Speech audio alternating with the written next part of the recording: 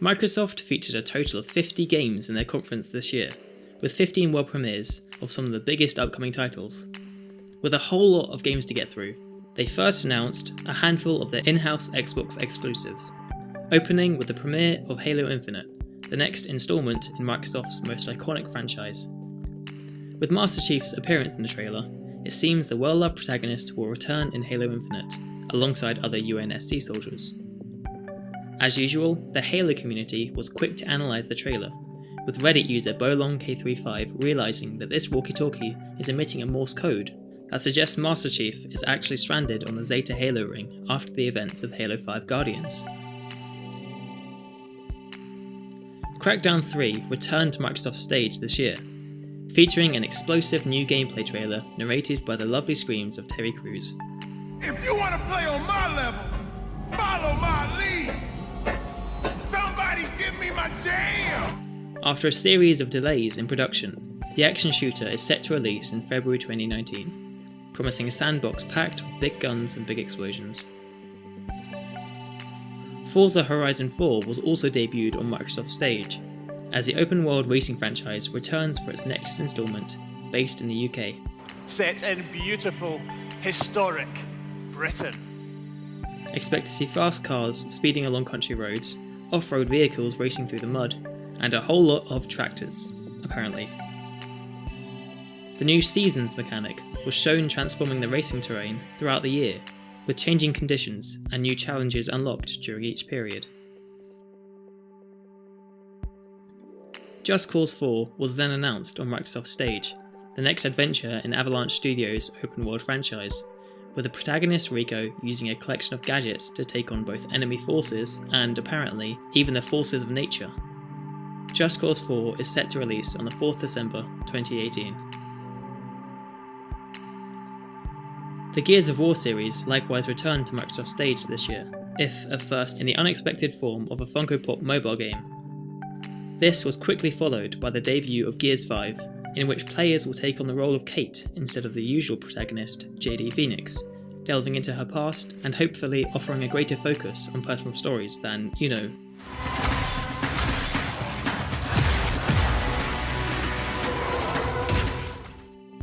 Other in-house announcements included Ori and the Will of the Wisps, the sequel to Moon Studios' original platformer, new Cuphead DLC, another installment in the Battletoads series, and new expansions in the pirate adventure Sea of Thieves. Of course, Microsoft's conference was bolstered by the collection of third-party game teasers that really made this show one to remember, in particular with Cyberpunk 2077 stealing the show.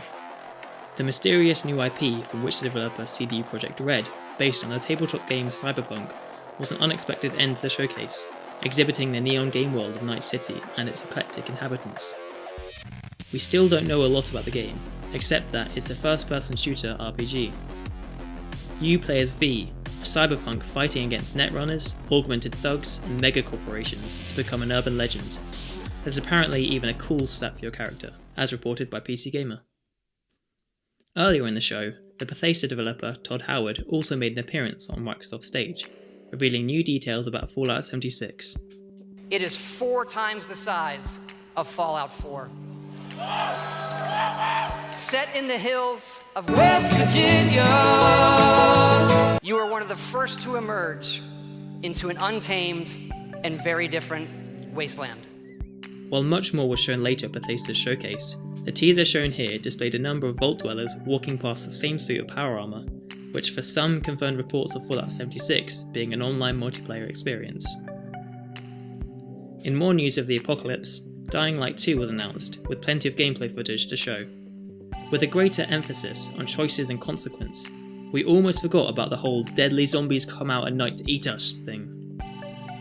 After the news last month that Metro Exodus was being delayed to 2019, some new in-game footage showcased the level design of the upcoming RPG, the third game in a series set in post-apocalyptic Russia.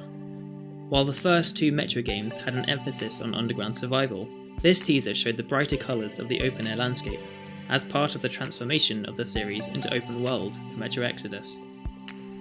Microsoft officially announced The Division 2 midway through the conference, with a trailer showcasing the setting of Washington DC and gameplay of contested areas within the city, set to release on March 15th, 2019. Another surprise reveal was the showcase of Devil May Cry 5, bringing back the original Demon Hunters in glorious 4K. DMC is back! DMC 5 is set to release in spring 2019. What? No chit-chat or monologue? Just getting right to the point, huh?